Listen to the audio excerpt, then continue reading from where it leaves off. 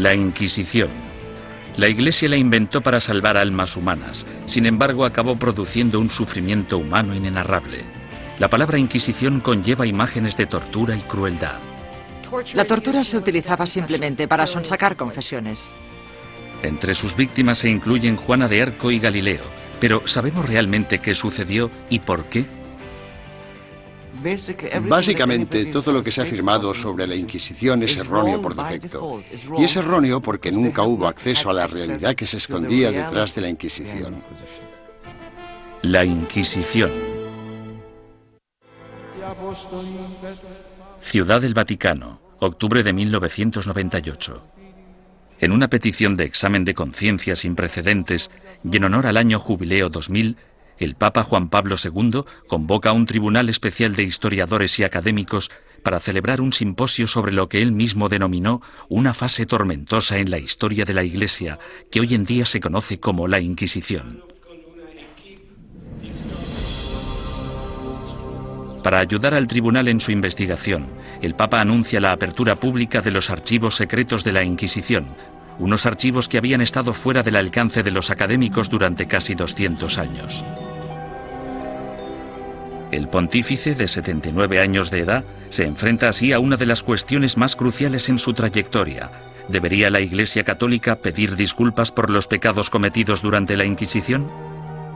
El tema es un polvorín de controversia, incluso entre los historiadores. Yo creo firmemente que esta disculpa era innecesaria, porque la Iglesia no fue responsable de la mayoría de las persecuciones que hemos tenido en el pasado europeo. La Iglesia sí tiene alguna responsabilidad desde un punto de vista histórico. Fuera lo que fuere lo que la Inquisición hizo mal, no se puede decir que no fuera responsabilidad del papado. Todos los académicos deben afrontar una cuestión central y perturbadora. ¿Cómo pudo una institución como la Iglesia convertirse en el instrumento a través del cual se destruyeron miles de vidas humanas durante 6 siglos? La primera respuesta implica comprender que nunca hubo una única y todopoderosa Inquisición, sino más bien instituciones independientes en España, Portugal e Italia. Lo que compartían era un oscuro y perpetuo miedo, el miedo a la herejía religiosa.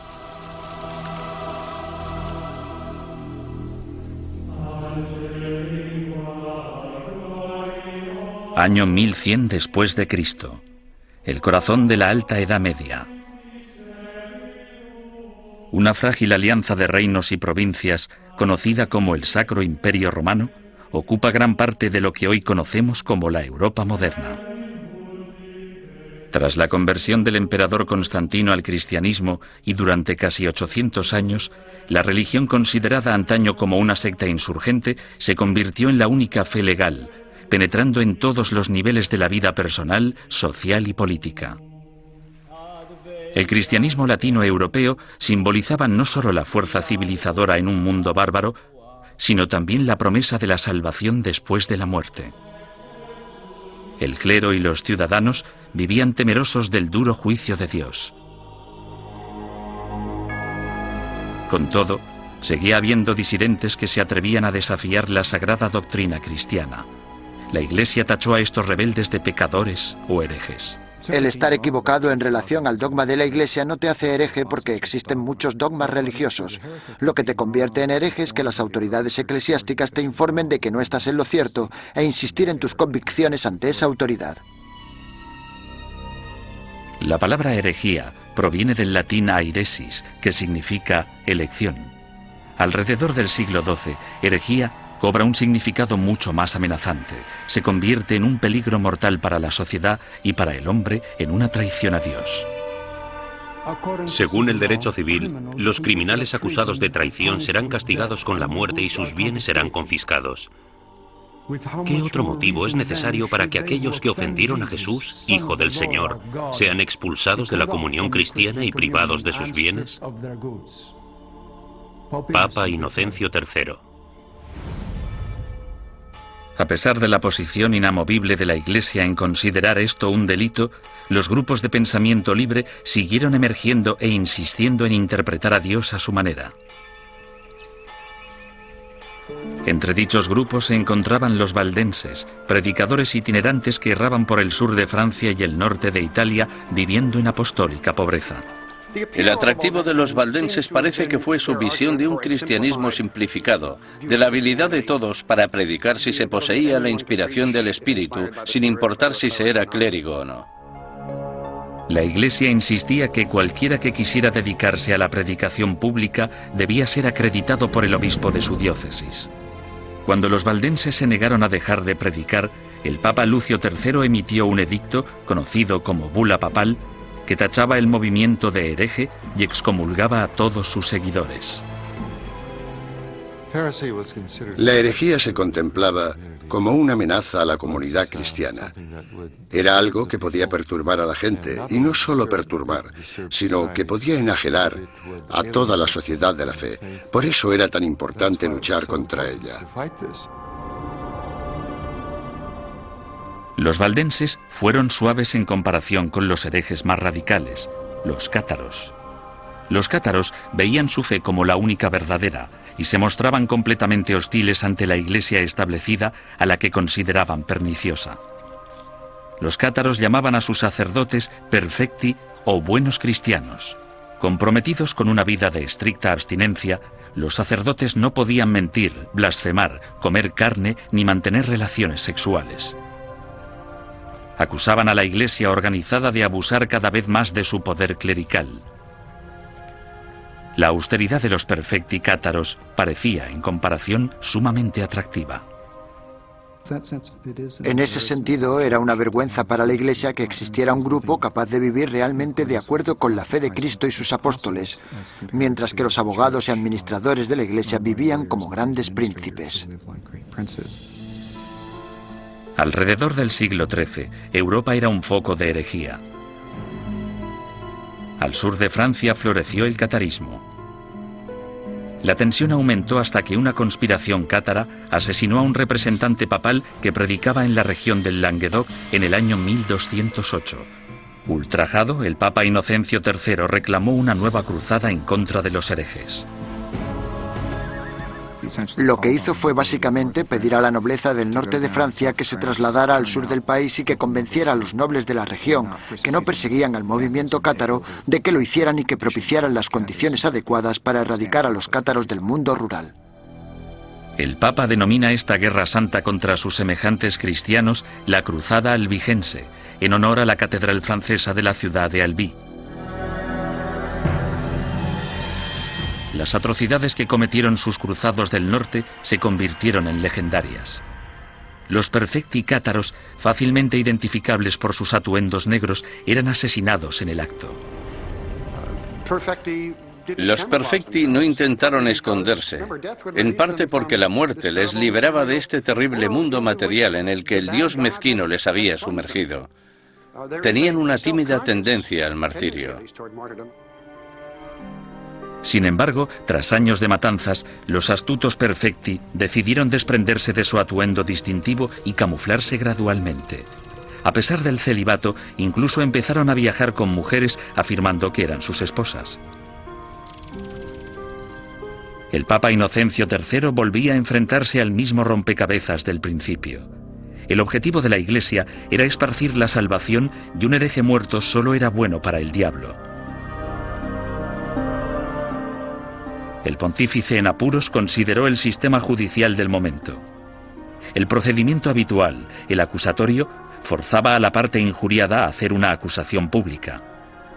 Si la parte acusadora no conseguía probar su caso, entonces ésta era castigada del mismo modo en que habrían castigado al acusado. Este proceso hacía que incluso los que tenían una queja real se mostraran reacios a presentar una acusación. Inocencio III se dio cuenta de que esas reglas no servirían para su objetivo a largo plazo. En el año 1215, el Papa congregó a todos los líderes cristianos en el Cuarto Concilio de Letrán, celebrado en Roma.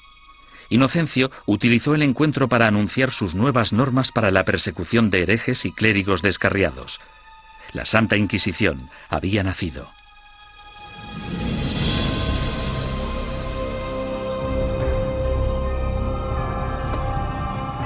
El sistema de la Inquisición suponía una innovación maravillosa y se asemejaba bastante al Tribunal Popular de nuestro sistema, que emite una causa probable y una acusación. No tenían que demostrar nada, solo necesitaban tener muy claro o tener suficientes indicios que sugirieran la culpabilidad del acusado. El proceso inquisitorial de Inocencio III daba la potestad al investigador de construir un caso completo, recogiendo a escondidas las opiniones de la gente de la comunidad. En 1231, el Papa Gregorio IX inicia un concurso público para el nombramiento de nuevos agentes especiales, llamados inquisidores de la depravación hereje. Es el amanecer de la Inquisición medieval, que empieza con una venganza. El objetivo de la Inquisición es acabar con la herejía, y acabar con la herejía significa acabar con los herejes. El Papa Inocencio III fracasó en su intento de eliminar a los cátaros, la secta más poderosa del sur de Francia. Sin embargo, en 1231, su sucesor, el Papa Gregorio IX, tramó un plan para volcar todo el poder del nuevo sistema legal de la Inquisición contra ellos. El Papa nombró a muchos sacerdotes y frailes inquisidores y los mandó a tierras germanas y francesas para que acabaran con los criminales religiosos.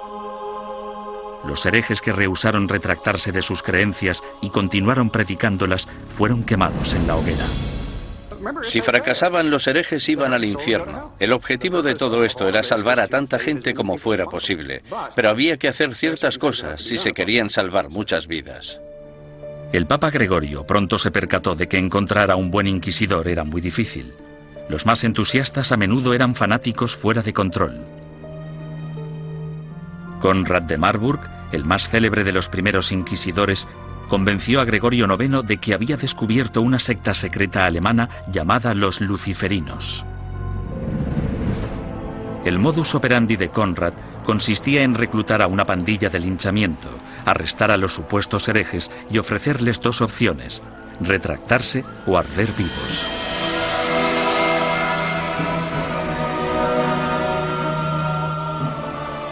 Los historiadores descubrirían más adelante que los luciferinos fueron pura ficción, una invención obsesiva que Conrad creó para impresionar al Papa.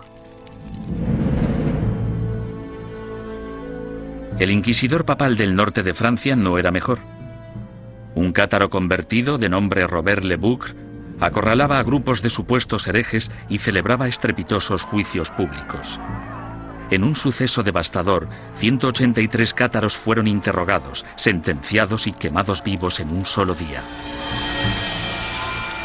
Tras años de protesta por parte de los obispos franceses, el Papa finalmente se dio cuenta de que Robert era un extremista peligroso, por lo que le retiró de su cargo y lo encarceló. Había que hacer algo, y tenía que haber alguien mejor para hacerlo que estos individuos, devotos, aunque extremadamente incompetentes y peligrosos. Este fue el momento en el que Gregorio IX se fijó en los dominicanos. Fundada por Santo Domingo en 1216, la orden dominicana estaba capacitada para realizar el trabajo de inquisidor. Educados como teólogos, los dominicanos estaban habituados a la vida en la calle y a predicar contra la herejía. A mediados del siglo XII, Gregorio IX ordenó a 4 docenas de inquisidores dominicanos que buscaran y procesaran a los cátaros, los valdenses y a los demás grupos herejes. El pontífice anunció de forma oficial a sus obispos la llegada de los inquisidores a los burgos y pueblos de Francia, Italia, Alemania y España.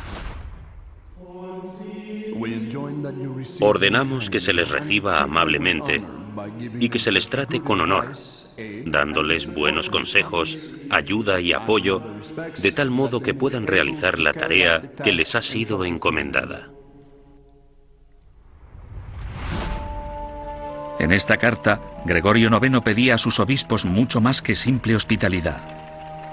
En su búsqueda de herejes, los inquisidores papales necesitaban confiar en información interna, rumores y otras habladurías recogidas gracias a una red informal de clérigos informadores que trabajaban como espías.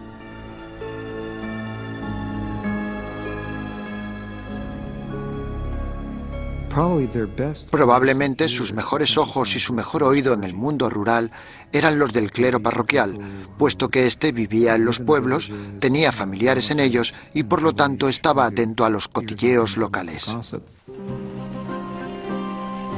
En sus incursiones a lo largo de la geografía, los inquisidores llegaban a un pueblo acompañados normalmente de un notario o escribiente para documentar el procedimiento o, en ocasiones, de un sirviente o un guardaespaldas. Entonces, el párroco reunía a los habitantes del pueblo para que escucharan al visitante predicar sobre los pecados y los peligros de la herejía. Una vez terminado el sermón, el inquisidor anunciaba un período de gracia durante el que cualquiera que hubiera cometido herejía podía confesar sus pecados a cambio de un trato clemente. Los que temían ser acusados o habían cometido herejía y tenían remordimientos de conciencia debían actuar durante el período de gracia, porque si lo confesaban después de dicho período, es decir, después de que se iniciara una investigación sobre ellos, la confesión no se consideraba tan sincera como si la hubieran hecho durante el período de gracia. Unas semanas más tarde, el inquisidor anunciaba el fin del período de gracia, momento en el que se iniciaba la fase más nefasta del edicto de fe. Desde ese momento, cualquier acusado se convertía en víctima de interrogatorios o arrestos. Y dado que la información siempre se daba en secreto, el inquisidor animaba a todos los buenos ciudadanos a que denunciaran a cualquier vecino que creyeran que podía ser hereje. El objetivo de las inquisiciones generales, de los edictos de gracia y los edictos de fe, era conseguir que entrara y saliera tanta gente como fuera posible de la oficina del inquisidor.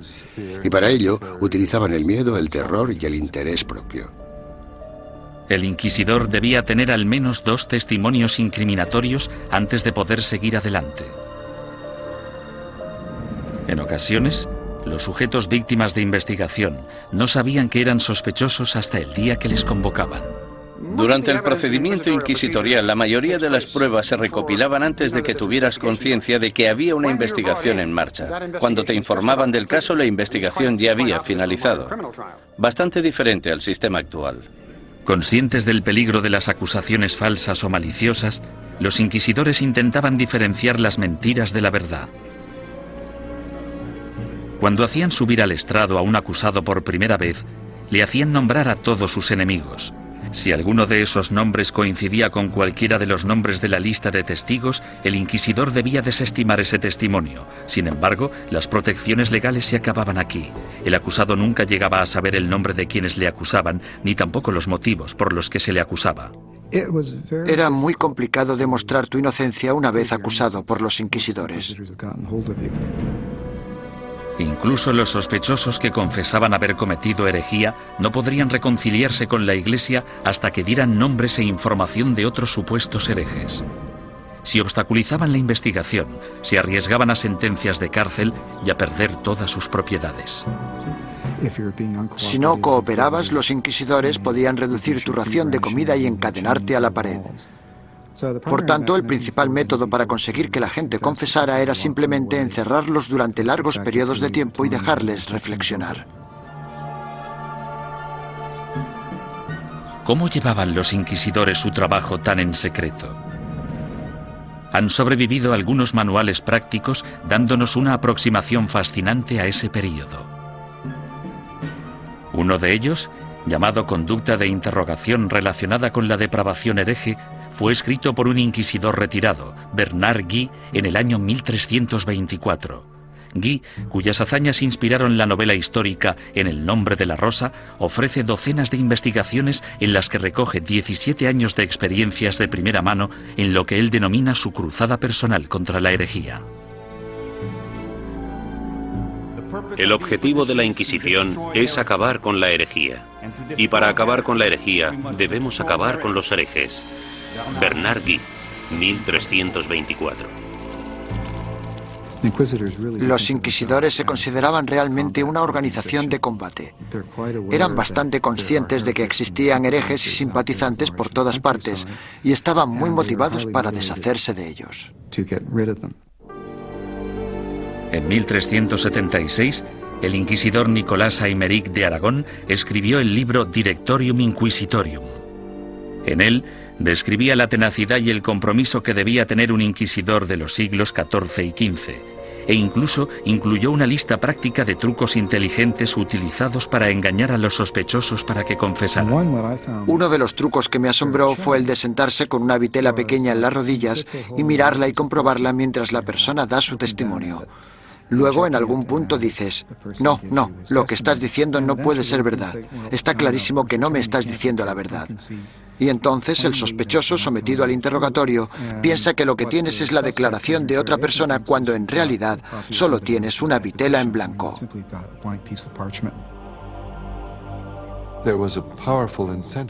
Los inquisidores estaban altamente motivados para llegar hasta la verdad como fuera. Y si era necesario, pisotear algunos derechos de los acusados, pues se hacía en nombre de la verdad. Existe otro aspecto espeluznante en el trabajo del inquisidor: la tortura. En la Edad Media se consideraba un método aceptable para la detección de mentiras siempre que hubiera razones suficientes para justificarla. En el siglo XX, cuando hablamos de tortura, pensamos en violencia física para obligar a la gente a decir la verdad. En aquel entonces, se trataba de un método para averiguar si el acusado estaba diciendo la verdad. Y este era el rol inicial de la tortura. Era un instrumento legal que entraba en juego en un momento dado del caso y bajo unas circunstancias muy específicas. Antes de 1252, la Iglesia prohibía a los inquisidores que utilizaran la tortura en sus investigaciones. Pero tras el asesinato del inquisidor Pedro Mártir en Lombardía a manos de los cátaros, el Papa Inocencio IV abrió la veda y dejó que métodos antiquísimos, en especial la tortura, entraran en la lucha contra la herejía.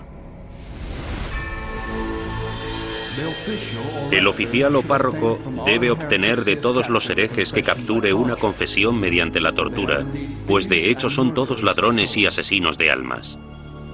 Papa Inocencio IV. Por lo tanto, la tortura no fue algo inventado por los inquisidores. En este caso, solo seguían los dictámenes de la ley. La tortura se destinaba a dos tipos de prisioneros: los que se negaban a retractarse y los que parecían saber más de lo que contaban. Los inquisidores escogían la técnica de la tortura, pero dejaban el trabajo en manos de torturadores profesionales, expertos en causar dolor. Para empezar, debían describir la tortura a la persona. Luego debían mostrar los instrumentos de la tortura al acusado. Y tras dar 3 o 4 pasos como estos, el acusado sufría alguno de esos métodos de tortura. Sin embargo, dicho acusado podía decir en cualquier momento: ya he tenido suficiente. La estrapada era uno de los métodos de tortura más populares en la Edad Media y el Renacimiento. Las manos del acusado se le ataban a la espalda y a una cuerda que se colgaba de una viga en el techo. En algunas ocasiones se añadían pesos en los pies de la víctima. Una vez izado, se bajaba al prisionero y se le volvía a levantar de un tirón o se le sacudía violentamente. Los atornilladores de piernas o las prensas de espinillas eran instrumentos mecánicamente más sofisticados para causar dolor. Con cada vuelta de tornillo, más aguda se volvía la presión sobre las piernas del prisionero. En medio de toda esta mutilación se encontraba el notario del inquisidor, apuntando con esmero y fidelidad los acontecimientos de la sesión y listo para anotar la confesión tan pronto se produjera. El clero justificaba todo esto como un acto de benevolencia. Al fin y al cabo, si la tortura llevaba a la confesión, el injuriador podía finalmente reconciliarse con Dios y recibir la salvación.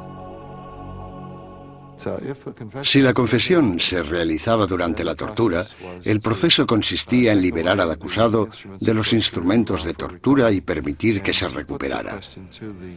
Luego se le repetía la pregunta para comprobar si el acusado solo se había dejado llevar por el miedo al dolor o si realmente había dicho la verdad.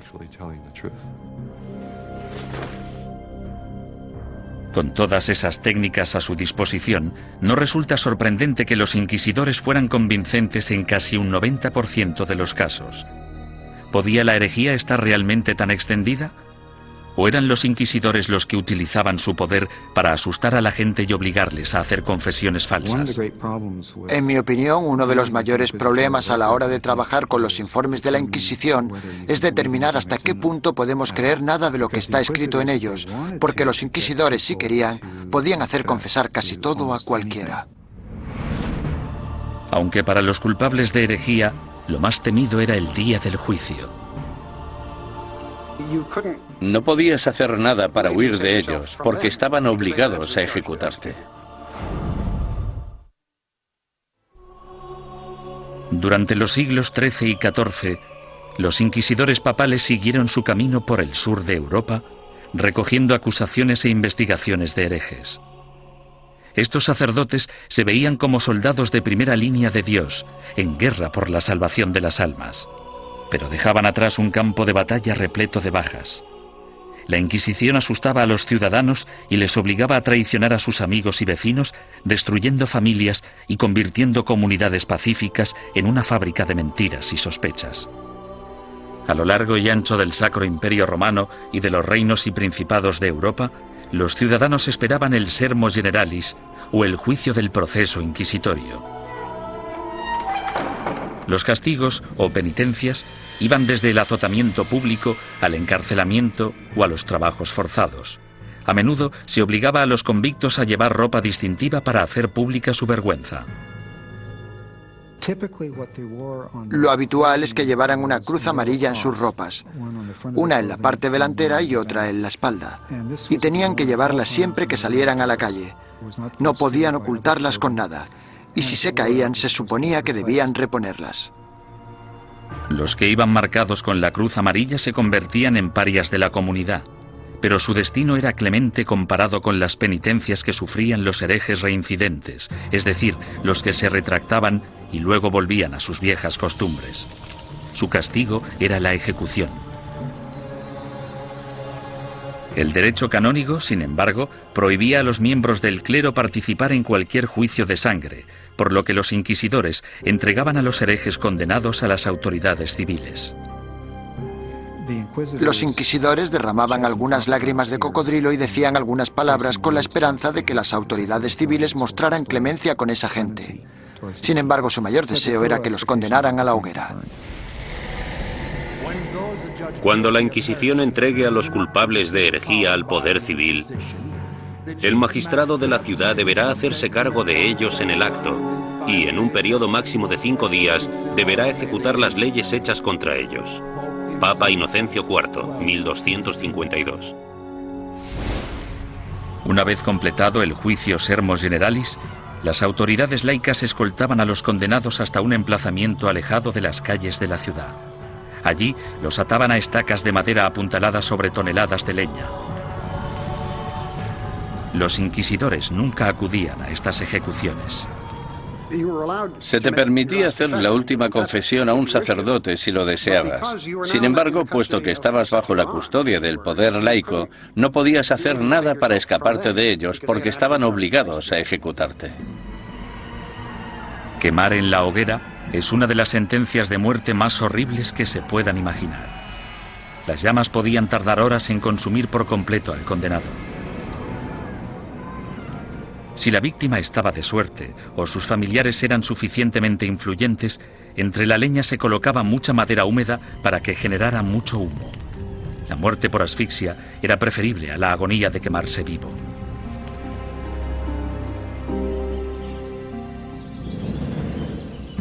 Ni siquiera la muerte podía liberarte de las garras de la Inquisición. En ocasiones, personas que habían muerto hacía años recibían acusaciones post-mortem y eran condenadas por herejía. Se saqueaban sus tumbas y se lanzaban sus restos a la hoguera. Desgraciadamente para la familia del fallecido, lo peor aún estaba por llegar. Las autoridades civiles confiscaban automáticamente todas las propiedades de los herejes fallecidos, dejando desvalidos a sus esposas e hijos sin importar su lealtad religiosa.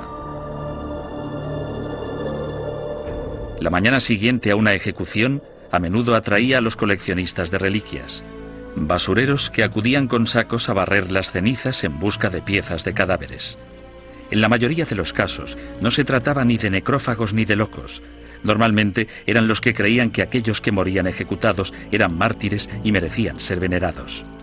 Mucha gente pensaba que los herejes eran buenos cristianos y los inquisidores gente malvada, por tanto podía darse un contraataque.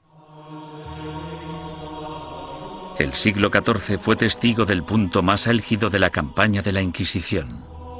Gracias a su inmenso poder, la Iglesia combatía la traición con la misma dureza incluso contra sus propios rangos.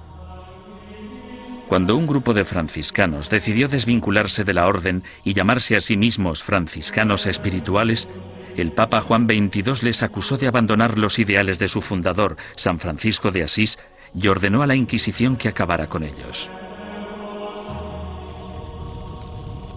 Tras quemar en la hoguera a 4 líderes franciscanos espirituales en Marsella el año 1317, la mayoría de los rebeldes restantes volvieron a la orden original. Durante los 150 años de la Inquisición papal de Gregorio IX, los principales movimientos herejes, los cátaros y los valdenses, fueron virtualmente erradicados de la Europa occidental.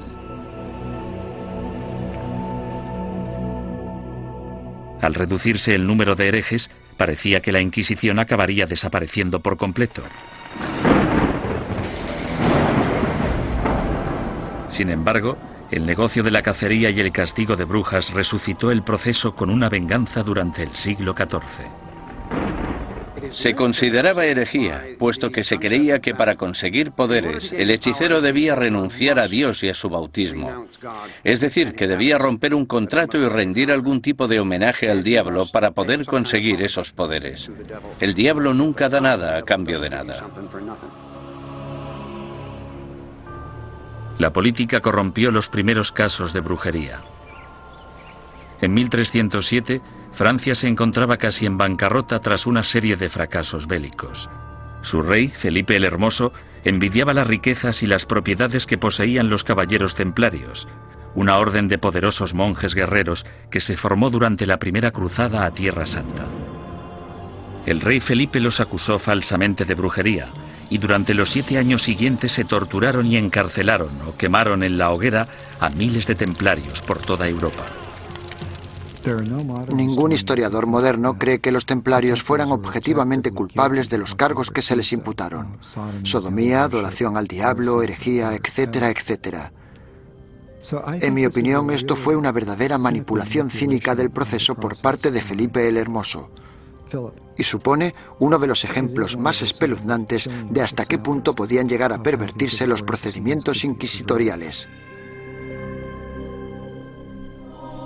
Un siglo después, tras su triunfo sobre los ingleses en Orleans, Juana de Arco fue capturada y encarcelada por sus enemigos, que temían su creciente poder político. La entregaron al Tribunal Inquisitorial, organismo que utilizaron como instrumento en su contra. Los que acusaban a Juana defendían que las voces que ella consideraba su inspiración eran las voces del diablo y que sus premoniciones eran brujería. Juana fue condenada y murió en vehemente agonía. La nueva herejía de brujería diabólica parecía muy peligrosa tanto para la Inquisición como para las autoridades civiles, y engendró el manual práctico más relevante e influyente de todos.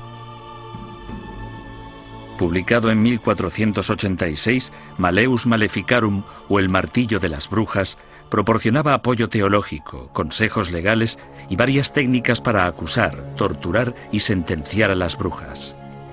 Se trata de un documento infame, puesto que crea la imagen arquetípica de la mujer bruja, además de ser una de las obras de todo el mundo literario que muestra más abiertamente su misoginia. Cuando una mujer piensa por sí misma, solo piensa en cosas malas. Como son más débiles de cuerpo y alma, no resulta sorprendente que puedan sucumbir al hechizo de la brujería. Toda brujería procede de la lujuria carnal que en las mujeres es insaciable. Malleus Maleficarum. La historia ha demostrado que uno de los autores de Malleus Maleficarum, un inquisidor de nombre Heinrich Kramer, tenía ciertos problemas para controlar su propia insaciable lujuria carnal.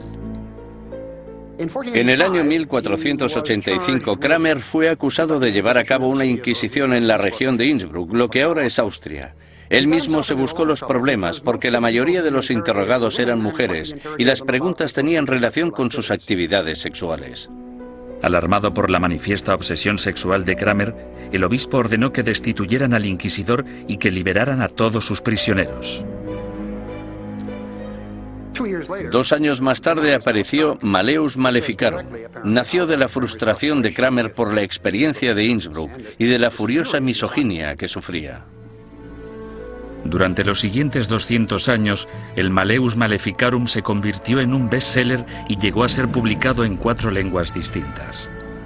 Estaba destinado a convertirse en la principal fuente de inspiración de los cazadores de brujas laicos, católicos y protestantes que aterrorizarían Europa y Norteamérica durante los siglos XVII y XVIII.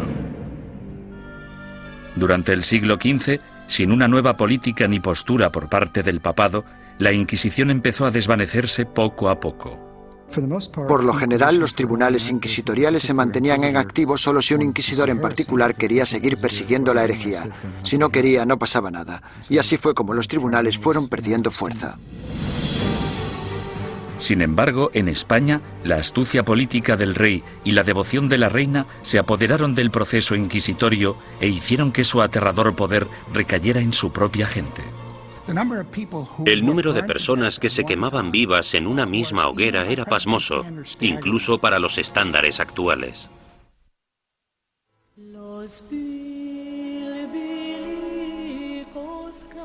La situación de los judíos europeos durante el período medieval siempre fue desesperada.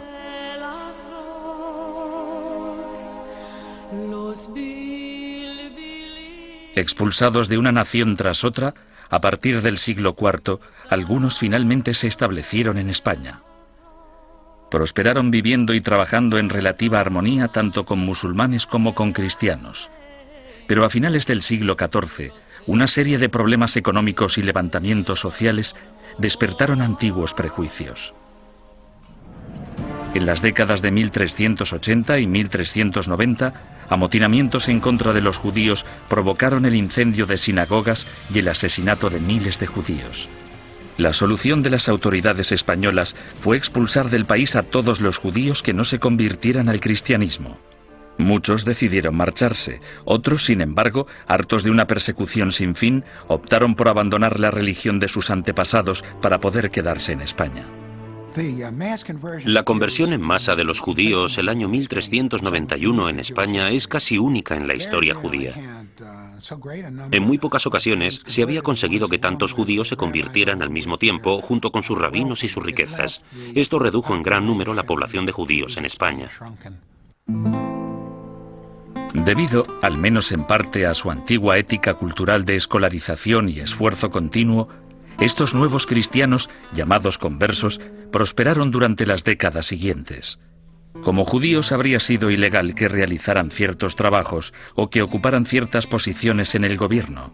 Sin embargo, como cristianos las posibilidades abundaban. Desde los inicios de la historia de la conversión de los judíos, tenemos a conversos obispos, conversos ministros, conversos líderes financieros. Tenemos conversos ocupando las más importantes posiciones de la sociedad cristiana, porque esa era la ventaja de convertirse. Y fue precisamente esto lo que pudo originar las objeciones de los otros cristianos, que recelaban de la creciente relevancia de esa gente que anteriormente había sido judía. En tan solo unas pocas generaciones, miembros de la Iglesia Católica de España empezaron a acusar a estos nuevos cristianos de practicar secretamente la religión judía mientras mantenían una fachada apropiadamente cristiana. Este fenómeno judaizante era en parte verdad, puesto que algunos conversos, aunque se autoproclamaban cristianos, mantenían costumbres que habían heredado de sus antecesores. La dimensión de la llamada actividad judaizante era más de carácter cultural que religiosa. En otras palabras, realizaban ciertas cosas que sus padres y sus abuelos habían hecho y en las que no veían nada particularmente malo, como encender velas el sábado. Muchos de ellos creían que encender velas el sábado no tenía nada inherentemente conflictivo con el catolicismo. Su condición de cristianos bautizados también significaba que si se intuía de cualquier modo que recaían en el judaísmo, podían ser acusados de herejía. Fue precisamente esta trágica ironía la que les condujo hacia su destrucción. Con el matrimonio en 1469 de Fernando de Aragón e Isabel de Castilla, se unieron los dos reinos más poderosos de la península ibérica. Los consejeros dominicanos de Isabel pronto la convencieron de que la actividad judaizante suponía una amenaza mortal para el catolicismo en España y que una Inquisición podría ser la única solución. Si el clero pedía una Inquisición, no era solo porque fueran fanáticos, sino porque sabían perfectamente que detrás de ellos tenían a muchos seguidores muy fieles que tenían conciencia del problema tal y como lo percibían. El rey Fernando, astuto estratega político, vio que una alianza con la Iglesia Católica podía beneficiar a España en muchos sentidos. Aparentemente, Fernando tenía otros planes en mente. Apoderarse de las riquezas de los conversos. Había grandes cantidades de dinero esperando, encerradas en los cofres de los poderosos conversos, comerciantes y nobles. Y Fernando se propuso hacerse con ellas y lo consiguió. El primer paso del rey Fernando fue ponerse en contacto con el Papa y expresarle su preocupación por el problema judío de España. Es enorme el daño que los cristianos sufren con el contacto, las relaciones y la comunicación con los judíos, que siempre intentan de un modo u otro seducir a los leales cristianos y apartarlos de nuestra santa fe católica. Fernando el Católico. Bajo la presión del insistente rey español, el Papa Sixto IV emitió una bula papal que instauraba una Inquisición para erradicar la depravación hereje en España y que iba dirigida a los conversos judíos. Esta nueva Inquisición española fue algo completamente distinto a todos los demás tribunales inquisitoriales anteriores. Sus normas garantizaban que el rey Fernando, y no el Papa, controlaba todos y cada uno de los aspectos de sus actividades. El tribunal de mayor grado, llamado la Suprema, consistía en 6 o 7 hombres nombrados personalmente por el rey. Solo un miembro, el inquisidor general, era nombrado oficialmente por el Papa, y aún así, este tenía que haber sido nombrado antes por Fernando. Aunque os guste el título de inquisidor, somos yo y la reina quienes os hemos nombrado y sin nuestro apoyo muy poco podéis llevar a cabo. Rey Fernando. Esto significa que el Estado empieza ya en la Inquisición española a tener cierto poder de control sobre la institución. Esto no era así en la Edad Media. El 6 de febrero de 1481 se celebró el primer auto de fe en Sevilla. En este acto, que se convertiría en el símbolo de la Inquisición española, un centenar de hombres y mujeres conversos fueron acusados de practicar secretamente la religión judía y juzgados ante la Iglesia. 6 de ellos pagaron el más alto precio. Fueron quemados en la hoguera. En mitad del auto siempre se celebraba una ceremonia. Los dominicanos elegían a sus mejores oradores, los que tenían la voz más fuerte, y en ocasiones los sermones duraban media hora, 1, 2 horas. Los participantes eran despojados de toda dignidad. Se les afeitaba la cabeza, desnudaban a las mujeres y a los hombres, se afeitaba la barba a los hombres. En España, la virilidad de un hombre residía en su barba, por lo que afeitarla resultaba muy desagradable. La idea de la ceremonia era humillar a los penitentes y mostrar a la congregación cuál era el castigo por cometer herejía. Incluso los que no habían recibido mucha educación o no estaban interesados en las sutilezas teológicas, ni muy seguros de los credos y las plegarias que recitaban, sabían perfectamente qué sucedía en cada momento en un auto de fe.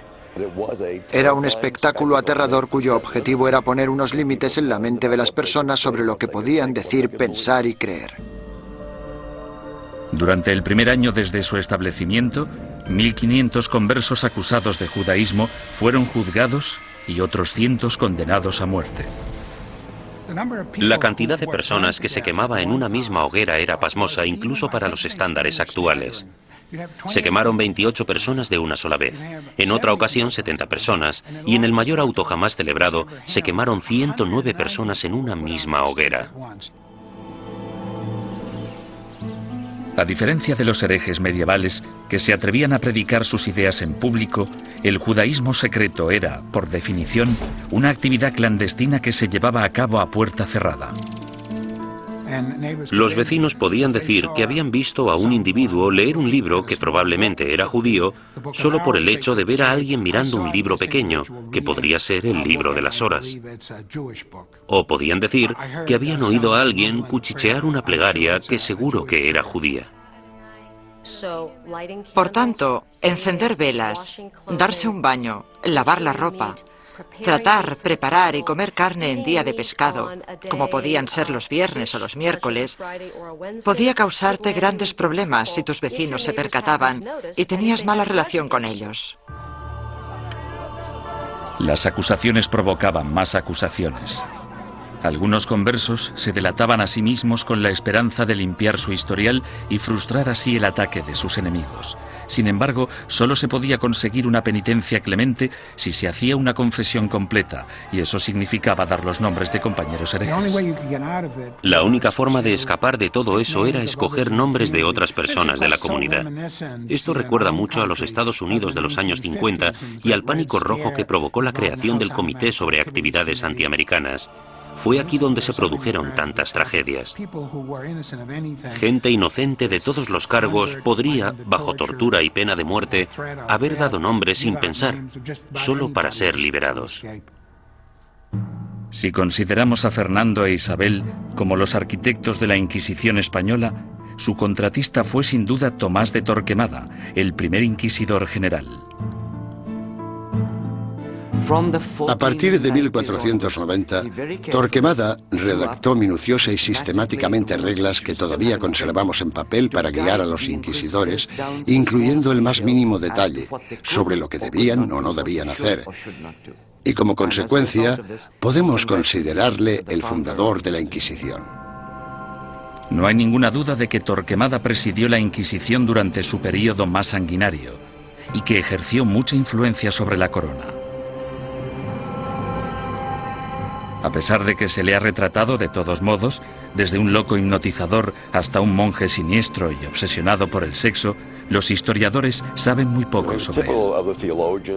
Era el típico teólogo fanático, antisemita y extremadamente hostil a los conversos. Era un hombre que concentraba toda esa intolerancia y ferocidad tan característica de los primeros inquisidores. Podemos estar de acuerdo o no con él en que los judeoconversos debían ser perseguidos y condenados. Pero en mi opinión, Torquemada insistió mucho en las normas de procedimiento correcto para el sistema inquisitorial. Sin embargo, se calcula que durante los 20 años de mandato de Torquemada como inquisidor general, 2.000 personas perdieron la vida y otros miles fueron castigados.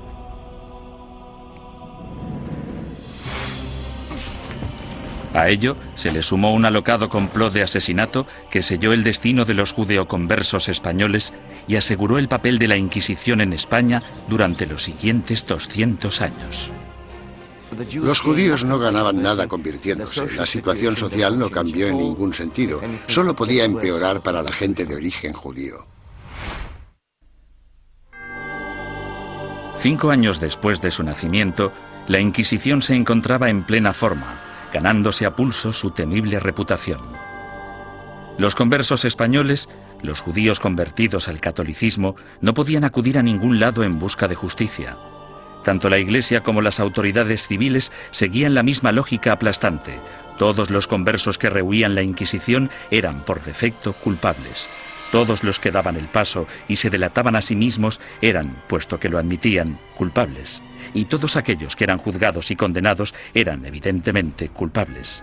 Los procedimientos interinos del Tribunal de la Inquisición se mantenían en privado y los informes se protegían cuidadosamente, incluso de la corona. Cuando la Inquisición española arrestaba a alguien, esa persona simplemente desaparecía en la cárcel hasta que la Inquisición acababa con ella. Los familiares y amigos quedaban a la espera, llenos de preocupación y sin poder ayudar. Los españoles convirtieron este hecho en un verdadero fetiche. El secreto. Me refiero a que este era uno de sus principios fundamentales. La creencia de que el prestigio de la institución dependía en gran medida de la capacidad de mantener intacto el secretismo. Para los acusados, la naturaleza surrealista y casi arbitraria del proceso generaba terror. No existía ningún juicio. Eran más bien audiencias tras las que el prisionero volvía a su celda. Después de todo el sufrimiento, que podía prolongarse durante semanas o meses, el acusado podía no llegar a saber los crímenes de que se le acusaba. Se le exigía constantemente, a veces bajo amenazas de muerte, que confesara. El acusado tenía que inventar explicaciones sin saber la naturaleza de la denuncia que se había interpuesto contra él. Y esto, a menudo, llevaba al encarcelamiento masivo de prisioneros que se negaban a confesar, porque creían que no tenían nada que confesar, y probablemente tenían razón. El 15 de septiembre de 1485, algunos conversos furiosos decidieron tomarse la justicia por su mano. Como inquisidor, Pedro Arbués se arrodilló delante del altar de la Catedral de Zaragoza. 8 asesinos le atacaron con cuchillos.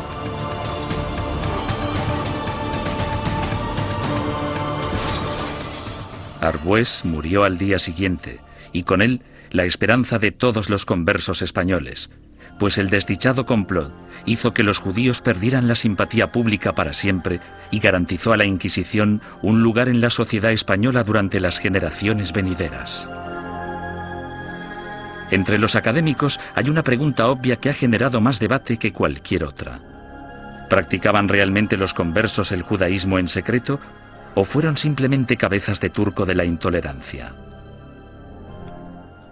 El problema desde un punto de vista técnico es que la única fuente de información que tenemos para responder a esta pregunta proviene del Santo Oficio.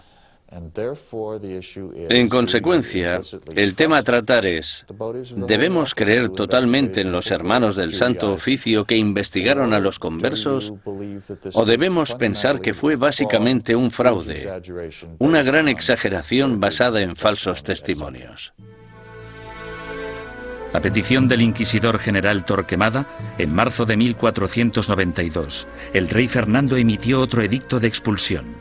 Se daba a los judíos 4 meses para aceptar el bautismo o abandonar España. Durante los meses siguientes, casi la mitad de la población judía de España, unas 40.000 personas, abandonó el país. Los demás se quedaron y se convirtieron al cristianismo. Simplemente cayeron en la misma trampa que habían tendido a sus antepasados judíos hacía 100 años. Por tanto, los judíos no ganaban nada convirtiéndose. La situación social no cambió en ningún sentido. Solo podía ir a peor para la gente de origen judío.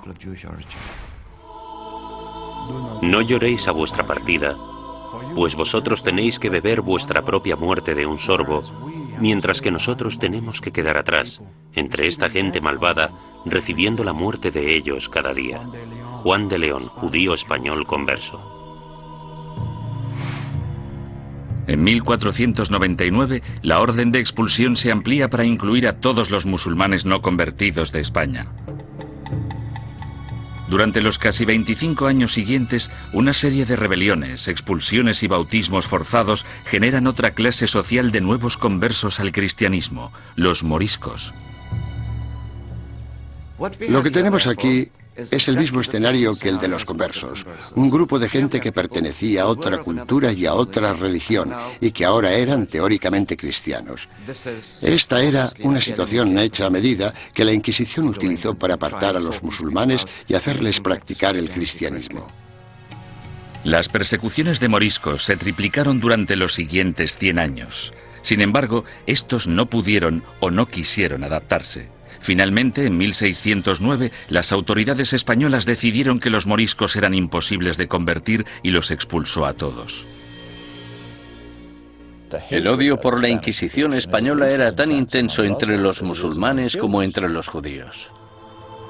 En su intento de conservar el catolicismo como la única religión de España, la Inquisición española encarceló a ciudadanos inocentes, confiscó propiedades, destruyó familias y mandó a miles de personas a la muerte. Lo que no utilizó muy a menudo, según los historiadores, es lo que la ha hecho tan famosa: la tortura. Una de las cosas que se han podido afirmar con seguridad gracias al reciente estudio de la Inquisición es que la tortura se utilizó en muy pocas ocasiones en dicha institución. La tortura se utilizaba única y exclusivamente para sonsacar la confesión, y una vez se había conseguido, la tortura cesaba. Los inquisidores se enfurecían si sus subordinados torturaban a individuos demasiado viejos, demasiado enfermos, leprosos o supuestos enfermos mentales. Tampoco querían que se torturara a niños. Pero no importa la poca frecuencia de uso, la Inquisición tenía reglas concisas sobre cómo ejercer la tortura. A los prisioneros, ya fueran mujeres u hombres, se les desnudaba. Solo se les cubría sus partes íntimas. No todo el clero de entonces practicaba el celibato, y todos los que lo practicaban no eran capaces de contemplar una escena de estas características una y otra vez sin sentir el más mínimo arrebato de sadismo o satisfacción sexual. Decir que esto podía prolongarse durante siglos es no comprender en absoluto la naturaleza de la sexualidad humana. La garrucha, versión modernizada de la estrapada medieval, se convirtió en el método de tortura más común. El potro, probablemente el instrumento de tortura más famoso de todos, también era muy efectivo, aunque tenía algunos inconvenientes. Su uso no podía prolongarse porque una de las reglas vitales de la tortura era que la Inquisición no podía derramar sangre. Si se vertía una gota de sangre, la tortura debía suspenderse. La toca, o tortura con agua, se convirtió en la favorita de los inquisidores españoles. Durante el terrible sufrimiento, la boca del prisionero se mantenía abierta a la fuerza y se introducía una pieza de ropa por la garganta. Luego se vertía agua por la garganta, de modo que la pieza de ropa quedaba empapada y provocaba al prisionero violentos espasmos. Durante la Inquisición española, la tortura no podía aplicarse más de 3 veces y nunca durante más de 15 minutos. Las afirmaciones que hacían los prisioneros no eran legales, a no ser que las ratificaran 24 horas después, lejos de la sala de tortura. Hubo inquisidores que rompieron las reglas, aunque lo hicieron por ignorancia, más que por malicia. El buen juez debe hacer caso omiso de los gritos, lloros, suspiros, temblores o del dolor del acusado. Y toda tortura debe realizarse con tal cuidado que el acusado no se vuelva loco, ni quede herido, lesionado ni indebidamente angustiado. J. Damunder, testigo ocular de las torturas. Se les pedía que siguieran las normas del libro, eso era todo. Yo no he encontrado, sinceramente, demasiados indicios de que se rompieran dichas normas. Me refiero a que tal vez estaban más dispuestos a seguir los procedimientos que los policías de hoy en día. La Inquisición española realizó algunas innovaciones en el área del castigo. La cruz amarilla que llevaban los herejes medievales en sus vestimentas evolucionó hasta un atuendo llamado San Benito. Estas ropas debían vestirse en el juicio conocido como el auto de fe o acto de fe, y luego por encima de la ropa de calle mientras durara la penitencia. La gente que iba por la calle era objetivo de todo tipo de comentarios sarcásticos. Los niños les tiraban piedras, todo esto hacía muy difícil poder ganarse la vida. Ni tan siquiera la muerte liberaba al hereje de la vergüenza. El hábito con el que se enterraba al difunto se colgaba en la parroquia del lugar para recordar a todo el mundo en la ciudad que esa persona y su familia estaban relacionados con la herejía. Muerte y humillación no eran los únicos escollos de la Inquisición. Uno de sus castigos más temidos era convertirse en esclavo en las galeras españolas. Se cree que este castigo fue invención del mismísimo rey Fernando. No tenía nada que ver con la religión, la herejía ni cualquier otra cosa. Pero el rey Fernando se percató de que mucha de esta gente estaba siendo castigada con penas del todo inútiles y pensó, buena idea, ¿por qué no utilizamos a esta gente? Porque yo necesito remeros en mis barcos. Después de la muerte, ser enviado a las galeras era el castigo de la Inquisición española más temido. No puedo imaginarme nada peor que ser esclavo en las galeras. Yo casi preferiría que me quemaran. Al menos acabaría rápido. Durante la expulsión del año 1492, miles de judíos cruzaron la frontera con Portugal, engrosando allí la población judía y reanimando viejas tensiones raciales. A causa de los alborotos resultantes, los judíos portugueses fueron obligados a convertirse al cristianismo, y en 1532 el rey Juan III insistió en que Portugal tuviera su propia Inquisición. Durante 10 años, los ricos conversos portugueses utilizaron todas las formas de persuasión posible, incluyendo enormes sobornos, para convencer al Papa de que no instaurara una Inquisición en su nuevo santuario. Muchos conversos españoles se fueron a Portugal y de hecho pronto superaron en número a la comunidad portuguesa. Dichos conversos creían que en Portugal estarían a salvo hasta que, evidentemente, los portugueses instauraron su propia Inquisición y todo cambió.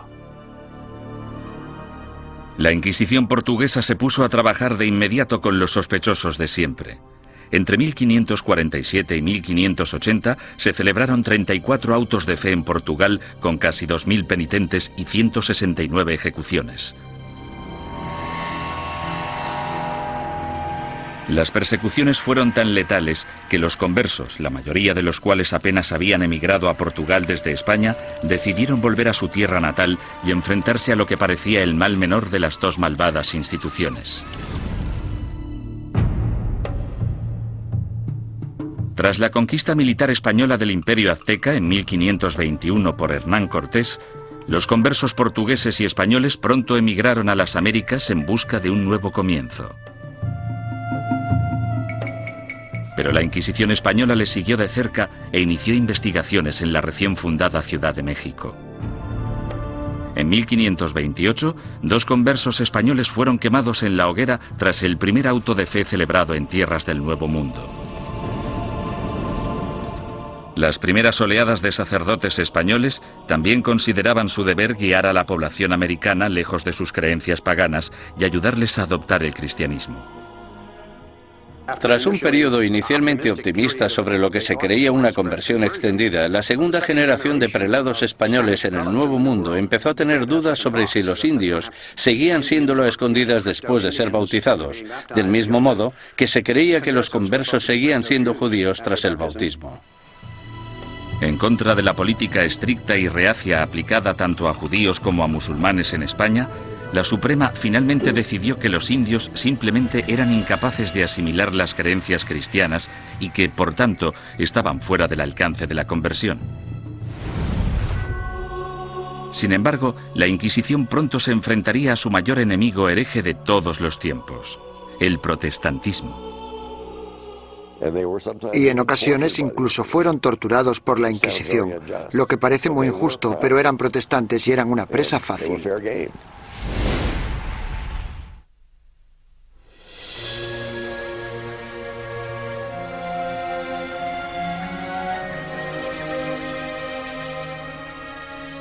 Al mismo tiempo que las inquisiciones española y portuguesa remataban su azote contra los musulmanes y los judíos herejes, otra amenaza apareció en escena. En 1517, un sacerdote alemán llamado Martín Lutero dejó su famoso tratado, las 95 tesis, a las puertas de la iglesia de Wittenberg. Se trataba de un ataque acerbo a la Iglesia católica. ¿No es cierto que bajo el vasto cielo no existe nada más corrupto, más pestilente y más odioso que la corte de Roma? La que una vez tuvo las llaves del cielo, ahora es una especie de boca abierta hacia el infierno. Martín Lutero. La carismática protesta de Lutero evolucionó hasta convertirse en una auténtica revolución religiosa. El movimiento de la Reforma sacudió a toda Europa. Alrededor del año 1550, las coronas de Dinamarca, Noruega, Suecia y Finlandia ya se habían acogido a la nueva religión llamada protestantismo. El Papa estaba furioso. La forma en la que se contemplaba desde Estados Unidos la amenaza soviética de los años 50 y 60 sería muy parecida a la forma en la que Roma en aquel entonces contemplaba la amenaza protestante. Con sus ajetreados puertos y su extensa red europea de comercio, era solo cuestión de tiempo que las ideas protestantes empezaran a viajar hacia la España católica. En 1577, dos grupos independientes de adinerados protestantes convertidos fueron descubiertos y arrestados en Sevilla y en Valladolid. Estos arrestos de finales de 1550 fueron terribles para la administración inquisitorial y para el gobierno real, puesto que muchos de los sospechosos ocupaban altos cargos en la burocracia gubernamental. El descubrimiento de dos organizaciones protestantes en dos de las mayores ciudades de España causó oleadas de pánico por todo el país católico. El rey español Carlos V, que había dedicado los últimos 30 años a la lucha contra el protestantismo en Alemania, exigió una purga rápida y despiadada. Su aliado en Roma, el Papa Pablo IV, volcó todo el poder de la Iglesia en el ataque contra el protestantismo y emitió una bula papal sin precedentes en la que permitía a la Santa Oficina Española ejecutar a los ofensores que cometían un crimen por primera vez e incluso a los que se arrepentían. Según mis conocimientos, esta es la única vez en toda la historia de las Inquisiciones española, romana o portuguesa en que los acusados, que por primera vez admitían estar arrepentidos de sus errores doctrinales, eran igualmente condenados a muerte. La fiebre del antiprotestantismo llegó a todas las grandes ciudades de España. Fueron quemados en la hoguera sacerdotes, monjas, soldados ingleses e incluso 3 niños que murieron junto con sus madres. En poco más de 3 años, tras el descubrimiento de protestantes en España, el protestantismo se había eliminado por completo. Nunca reaparecieron. España se caracteriza por no tener protestantes. El sangriento ataque a los protestantes entre los años 1559 y 1562 también marcó el punto más álgido de la ceremonia del auto de fe en términos de asistencia, pomposidad y pura teatralidad. Anticipándose a los juicios de cientos de protestantes herejes, el inquisidor general Fernando Valdés se propuso deliberadamente modernizar el auto de fe de forma grandilocuente. Los costes aumentaron astronómicamente. Llevaron al tribunal inquisitorial a la bancarrota, de modo que tuvieron que ir reduciendo miembros y empezaron a amontonar prisioneros para poder conseguir un auto realmente bueno y tener suficiente gente para quemar en las ceremonias. España eliminó sistemáticamente a todos los protestantes. Sin embargo, los inquisidores permanecieron alerta ante cualquier amenaza hereje del exterior. A lo largo del siglo XVI, los viajeros protestantes que venían a España, incluso dignatarios extranjeros, cayeron en las despiadadas garras de la Inquisición. La Inquisición arrestó a marineros y comerciantes extranjeros. En ocasiones incluso llegó a torturarlos, lo que es muy injusto, pero eran protestantes y eran una presa fácil. Mientras que España parecía haber triunfado ante el protestantismo, no pudo hacer nada ante los efectos de otra de las invenciones alemanas, la imprenta. Hacia finales del siglo XVI, libros y panfletos escritos por víctimas de la Inquisición española avivaron el negocio de forma importante. Los líderes protestantes, que aspiraban a poner el mundo en contra de la España católica, explotaron estos horribles relatos de tortura, encarcelamientos y muerte. Las cuerdas, que eran de tamaño pequeño, se ataban a los huesos del prisionero atravesándole la carne y haciendo que la sangre borboteara por 8 puntos diferentes al mismo tiempo. Mientras el prisionero se resistía a hacer cualquier confesión respecto a lo que los inquisidores le preguntaban, tiraban de las cuerdas de esta manera 4 veces sucesivas. John Foxe, El libro de los mártires. La mala publicidad de la Inquisición no era el único escándalo al que se enfrentaba la Iglesia católica. En 1542, Roma fue sacudida por la noticia de que Bernardino de Ochino, el líder de la admirablemente austera y piadosa orden católica de los capuchinos, había abandonado Italia para unirse al protestantismo. La deserción de Ochino, una de las figuras relevantes más admiradas en la Iglesia, finalmente incitó al Papa a tomar una decisión. La respuesta del papado a este tipo de escándalos fue la creación de lo que se esperaba que fuera un método más eficaz de rastreo de herejes para detenerlos antes de que se convirtieran en una amenaza o en causa de bochorno. El 4 de julio, el Papa Pablo III ordenó el establecimiento de una Inquisición romana, la primera Inquisición en suelo italiano en más de 200 años. Una comisión de 6 cardenales dirigiría el Santo Oficio, aunque a diferencia de la versión española, dirigida por la Corona, el poder de la Inquisición romana estaba única y exclusivamente en manos del Papa. Independientemente de lo que hiciera mal la Inquisición, no se puede decir que no fuera un error del papado. Durante el siglo XVI, la Inquisición romana gozó de gran prestigio y poder político. Los papas Pablo IV y Pío V subieron al poder tras servir a la Iglesia como inquisidores.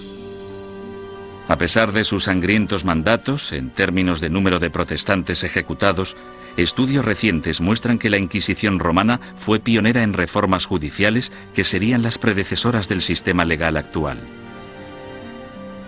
Los prisioneros de la Inquisición romana podían disponer de un abogado e incluso reunir testigos que testificaran a su favor. 300 años antes de que se inventara la figura del abogado de oficio, la Inquisición romana ya proporcionaba abogados gratuitos a los indigentes acusados. Como mínimo, la Inquisición escuchaba o pretendía escuchar las explicaciones del acusado de un modo que los demás sistemas judiciales no contemplaban. La justicia civil era en muchos sentidos peor que la del Santo Oficio. Torturaban a los acusados más despiadadamente, los condenaban con más rapidez. Los acusados no morían a causa de la tortura en el sistema inquisitorial, sí en cambio en los tribunales civiles. Sin embargo, la Inquisición romana se volvió en contra de algunos de los mayores pensadores del Renacimiento. Estaban muy preocupados por el tema de las escrituras y parecía que Galileo las cuestionaba basándose en cuestiones muy controvertidas en aquel entonces. El ataque de la Inquisición romana contra el protestantismo supuso mucho más que arrestos, castigos y ejecuciones. En 1559, el Vaticano publicó su Índice de Libros Prohibidos, en el que listaba cientos de libros y autores considerados peligrosos para la fe y la moral de los buenos católicos. Cualquier ciudadano que poseyera uno de estos libros prohibidos podía ser arrestado. Algunos autores encontraron sus libros listados en este índice simplemente porque una o dos frases sueltas se habían considerado erróneas. Sir Thomas More, político inglés que irónicamente fue decapitado por su lealtad a la religión católica, también fue considerado un autor prohibido. En relación a ciertos pasajes de sus libros, el índice decía: podéis leer este libro, pero debéis saltaros este pasaje. Es cierto que mucha gente famosa aparecía en este índice y, por tanto, estaban prohibidos. Los historiadores cuestionan si dichos índices tuvieron algún impacto real. Hay literalmente miles de títulos en cada índice, y aparte de un grupo de inquisidores y de obispos, pocos sabían exactamente qué estaba prohibido. Con mis investigaciones he podido demostrar que en Cataluña, por ejemplo, nadie hacía caso al índice. A lo largo de todo el siglo XVI, las librerías de Barcelona vendieron públicamente libros que aparecían en el índice de libros prohibidos. Simplemente fingían no conocerlo. Como instrumento de censura, el índice de libros prohibidos resultó ser algo de mucho ruido y pocas nueces. Sin embargo, no hay ninguna duda de que la Inquisición romana tuvo un efecto represivo sobre las ideas intelectuales y científicas y que destruyó las vidas y los legados de algunos de los mayores pensadores del Renacimiento. Giordano Bruno fue uno de los genios más excéntricos del siglo XVI. Medio filósofo, medio loco, su visión del cosmos, considerada inverosímil en su época, de hecho se anticipó a la concepción actual del sistema solar. Bruno era un visionario. Se consideraba casi una segunda reencarnación de Cristo, aunque de hecho tenía sus dudas sobre la divinidad de Dios, pensamiento por el que fue acusado. El tratado más famoso de Bruno, publicado en 1584, pronto le hizo merecedor de aparecer en el Índice romano. De título Sobre el universo infinito y los planetas, es una mezcla extravagante de misticismo y astronomía de Copérnico. Bruno lanzó la teoría de que existe vida inteligente en otros planetas situados más allá de las estrellas. Enseñaba que la unificación de todas las religiones, incluidas el Islam y el judaísmo, era la única salvación de la humanidad. Estas creencias herejes provocaron aversión tanto entre los católicos como entre los protestantes. En un periodo de tensión religiosa, las personas como Bruno representaban una amenaza enorme porque en realidad parecían desechar casi todos los pilares básicos del cristianismo. Durante 15 años, Bruno evitó cautelosamente la Inquisición romana, manteniéndose alejado de Italia. Sin embargo, en 1591, un rico mecenas le convenció para viajar hasta Venecia y una vez allí le traicionó denunciándole ante el Santo Oficio. El encarcelamiento y el juicio de Bruno duraron 7 años, durante los que el tribunal romano llegó prácticamente a implorarle que abandonara sus creencias herejes. Él se negó. Habría sido como repudiar toda su vida.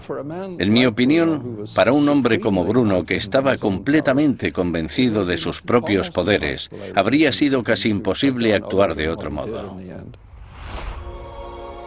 Tal vez vuestro miedo a juzgarme sea mayor que mi miedo a ser juzgado. Giordano Bruno. La obstinación de Bruno enfureció tanto al Papa Clemente VIII que él mismo le condenó a muerte. El 8 de febrero de 1600, Bruno fue conducido al campo dei Fiori, en pleno corazón de Roma, y fue quemado vivo. En la actualidad, una estatua en su honor, erigida en el año 1829, marca el lugar de los hechos. Otro intelectual renacentista, Galileo Galilei, también desató la ira de la Inquisición. Cuando construyó el primero de sus famosos telescopios en el año 1609, Galileo ya era un físico y profesor de matemáticas de fama mundial.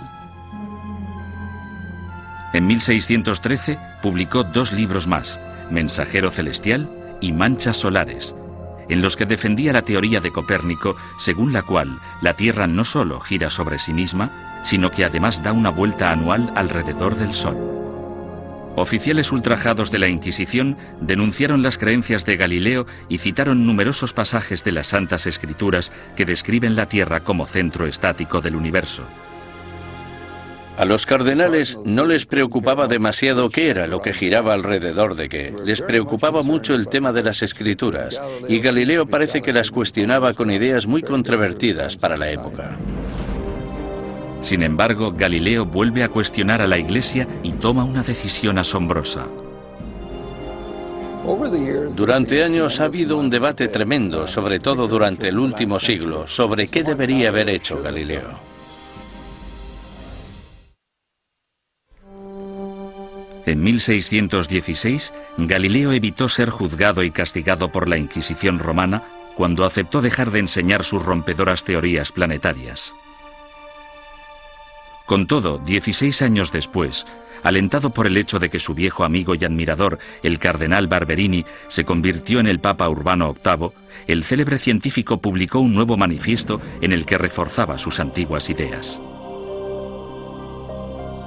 En esta ocasión, Galileo no calculó bien sus pasos, pues no solo produjo pánico en la Inquisición, sino que también provocó la ira de su antiguo aliado, el Papa. En mi opinión fue ese factor, la aversión personal, la oposición personal del Papa, lo que en gran parte hizo que el Santo Oficio procediera como lo hizo. Tenía una gran influencia. Galileo fue acusado de herejía.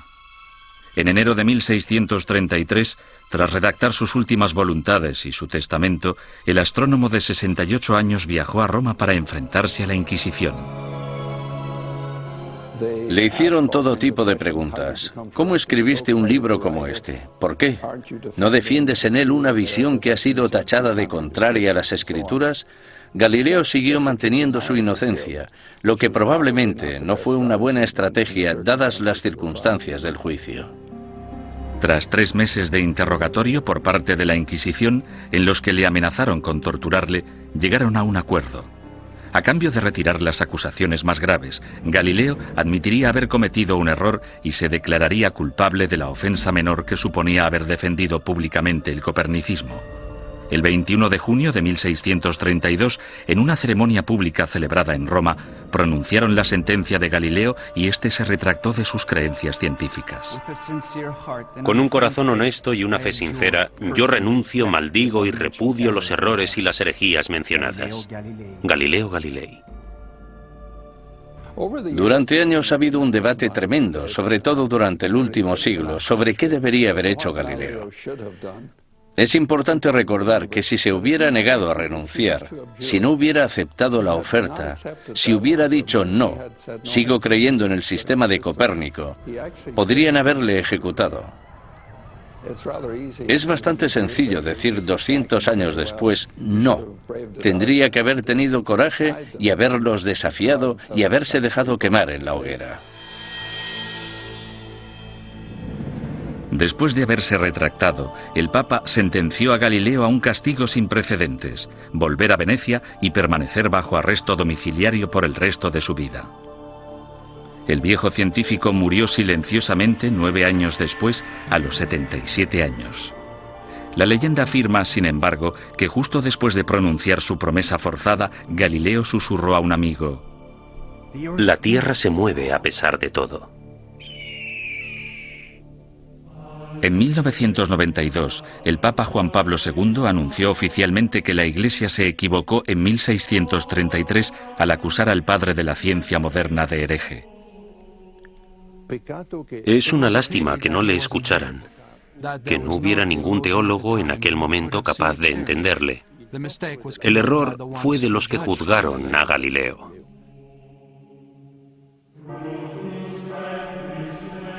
Los siglos XVII y XVIII fueron un período de declive para todas las inquisiciones.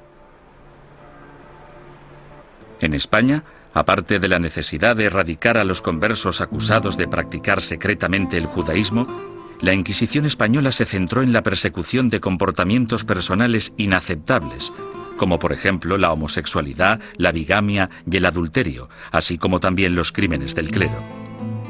Las ceremonias de castigo, los autos de fe, siguieron celebrándose de forma esporádica en el siglo XVIII. Sin embargo, el prestigio de la Inquisición quedó mancillado cuando Felipe II rechazó expresamente acudir al auto celebrado en honor a su coronación. Los propios españoles empezaron a ver la Inquisición como un instrumento anticuado. Y a partir del año 1730 desapareció por completo. Inspirado por los ideales y las reformas de la Ilustración, Portugal empezó a desmantelar su oficina de la Inquisición. Alrededor de 1773, los autos de fe se ilegalizaron y las distinciones entre cristianos viejos y cristianos nuevos se eliminaron de las leyes portuguesas. Fue necesario que el ejército de Napoleón invadiera Italia y España para acabar definitivamente con la Inquisición. Algunas de las primeras acciones del régimen francés al entrar en Madrid en 1808 fueron abolir la Inquisición, confiscar todas sus propiedades y llevarse todos los archivos que encontraron. Napoleón fue incluso más lejos en Roma, donde no solo confiscó los archivos, sino que también se llevó como prisionero al Papa. En 1814, el imperio napoleónico se derrumbó y el Papa Pío VII regresó sano y salvo a Roma. Finalmente, en el año 1820, la Inquisición española fue ilegalizada completamente. Al oír la noticia, grupos de ciudadanos asaltaron el palacio, quemando y destruyendo todos los informes inquisitoriales. Algunas personas cuyos familiares habían sido juzgados no querían que se supiera. Por eso los robaron y los destruyeron. A pesar de la aplastante realidad, el papado se negó a admitir que el final de la Inquisición era inevitable. La Inquisición romana continuó ejerciendo teóricamente, no en la práctica, durante los siguientes 150 años. En 1965, el Papa Pablo VI reorganizó el Santo Oficio llamándole la Congregación para la Doctrina de la Fe. Todavía existe en la actualidad, aunque solo interviene como consejera en asuntos eclesiásticos. No realiza investigaciones ni impone la doctrina de la Iglesia.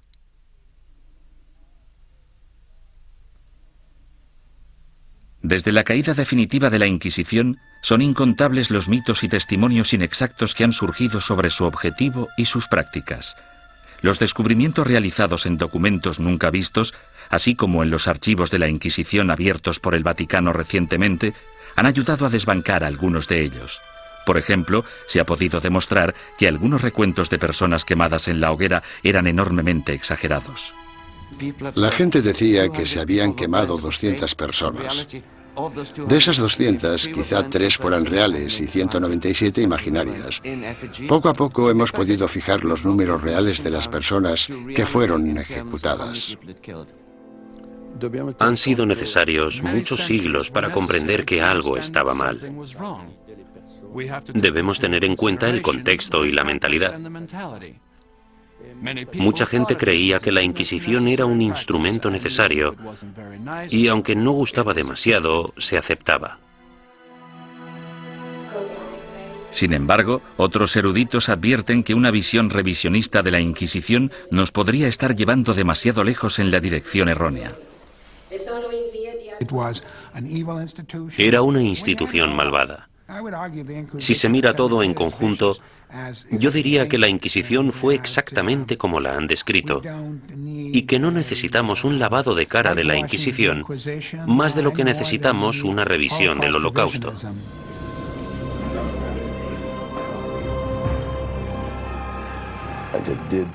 Torturó a gente, impuso fuertes castigos, quemó a personas.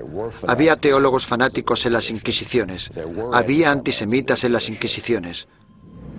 Todo esto es innegable. Hay un hecho que la historia no puede negar. A pesar de que la Inquisición se concibió para el bien de la humanidad, acabó causando un dolor y un sufrimiento humano inenarrables.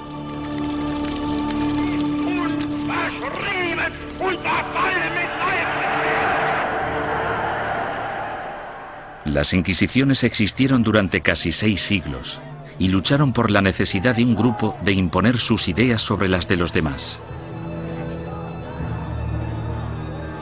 Esa necesidad sigue existiendo en la actualidad.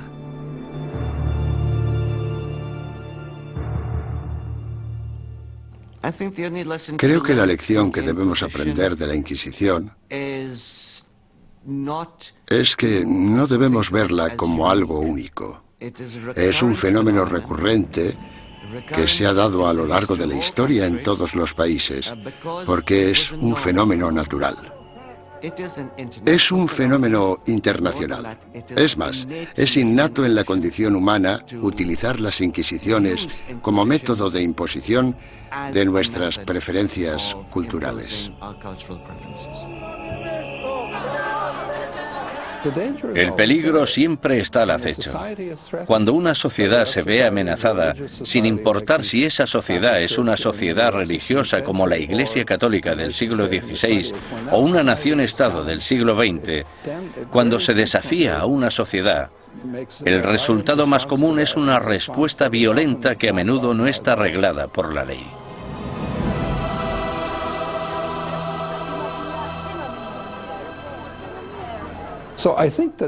Por lo tanto, creo que esta reacción ante la amenaza es tan antigua como la humanidad y, sin duda alguna, perdurará en el futuro.